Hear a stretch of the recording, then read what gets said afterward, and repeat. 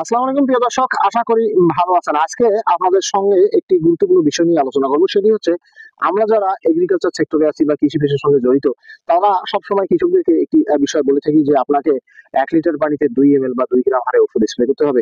কিন্তু অনেক সময় কৃষকরা করে কি, তারা কিন্তু তাদের কাছে নির্দিষ্ট কোনো ওয়েট মেশিন না থাকার কারণে বা তারা সঠিকভাবে অজ্ঞতার কারণে তারা কিন্তু আইডিয়ার উপর ভিত্তি করে কিন্তু ওষুধটা দেয়। এ থেকে হয় কম হয়, অনেক সময় বেশি হয়, যার কারণে কিন্তু ওষুধের কার্যকারিতা এবং গুণাবলী নষ্ট হয়ে যায়।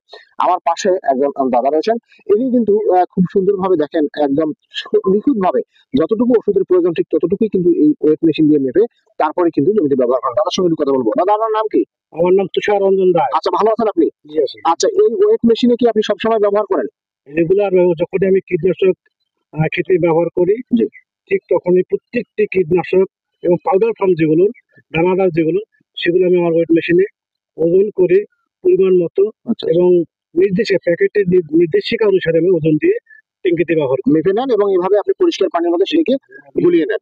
তো প্রিয় দর্শক, আপনাদের জন্য মেসেজ থাকবে এটাই, যারা আপনারা এই ধরনের বালাইনাশক বা ছত্রাকনাশক ব্যবহার করবেন, কীটনাশক ব্যবহার করবেন, অবশ্যই সঠিক মাত্রায় সঠিক পরিমাণে ব্যবহার করার চেষ্টা করবেন। তাহলেই আপনার কিন্তু কাজ ১০০ হবে। ধন্যবাদ।